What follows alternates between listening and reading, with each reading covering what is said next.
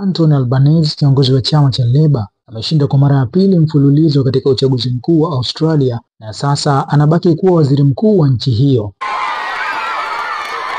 Ushindi huu umeifanya Labour kupata wingi wa kura na hivyo kuunda serikali bila ya kuhitaji usaidizi kutoka kwa vyama vingine. Katika hotuba yake ya ushindi mbele ya maelfu ya wafuasi wake, Albanese aliwahakikishia Waaustralia kuwa ataendelea kuunganisha taifa na kuliongoza kwa matumaini na mshikamano. Akiwa na historia ya maisha ya kawaida, Albanese alitumia fursa hiyo pia kueleza safari yake ya maisha, akieleza jinsi alivyolelewa na mama mstaafu katika nyumba za kupanga hadi kufikia kuwa kiongozi mkuu wa nchi. Alisema kuwa ushindi wake ni ushahidi wa fursa zilizopo katika nchi ya Australia kwa kila mmoja. Uchaguzi huu ulifanyika katikati ya changamoto kubwa za kiuchumi, hasa gharama ya maisha na tatizo la upatikanaji wa makazi. Masuala hayo yalitawala kampeni za uchaguzi, huku wapiga kura wakitaka mabadiliko ya kweli. Naye kiongozi wa upinzani Peter Dutton wa chama cha Liberal amempongeza Albanese kwa ushindi huo na pia alikubali kushindwa baada ya kupoteza kiti chake cha ubunge katika jimbo la Dickson.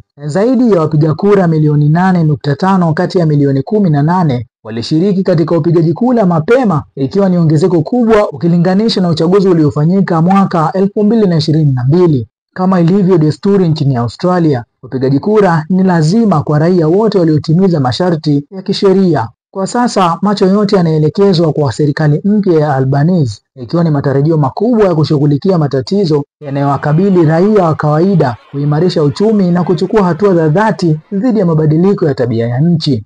Jina langu ni Bakari Chimpanga wa SAUT TV.